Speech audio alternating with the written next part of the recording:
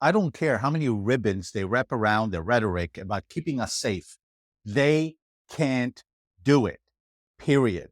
Amen to that. Brian Thompson, the CEO of UnitedHealthcare, was gunned down outside the Hilton Hotel in Midtown Manhattan in a targeted attack. If you're familiar with New York City, you know that the hotel is located in an upscale neighborhood where these things aren't supposed to happen.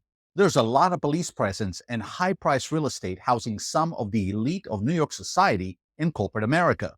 And of course, we all know how strict and draconian New York gun laws are, especially in New York City. Yet, a brazen lone assassin lies in wait, steps out from behind a large SUV, fully covered so as not to be recognized by surveillance cameras and witnesses, pulls out a suppressed 9mm pistol and shoots the victim in the back. The victim stumbles and falls against the wall.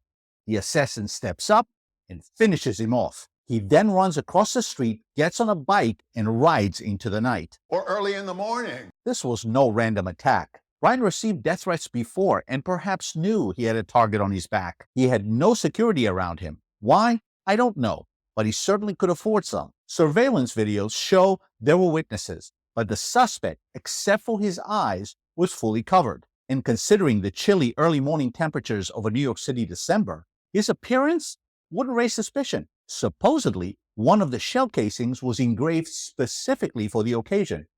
Goes to show to what length the perpetrator went to send a message of dissatisfaction for supposedly being denied coverage. Sounds like John Q came to town. If you haven't watched the movie John Q, starring Denzel Washington, I highly recommend it. This could have happened anywhere, and as much as I disagree with New York's approach to the Second Amendment, I am not so sure this could have been prevented in any state solely because of its two-way stance. Yeah, I don't think that's up for debate. This was a well-planned and well-executed assassination. This incident, and many like it, make it clear that the government and law enforcement cannot keep us safe most of the time. Unless they can appear at the exact same time or beforehand and eliminate the threat, the victim will end up on a gurney, either wounded or as a corpse. However, unlike New York, in a two-way friendly state where citizens are likely to carry a firearm, there is a greater chance that a well-trained witness can intervene on the scene and perhaps stop the assassination attempt.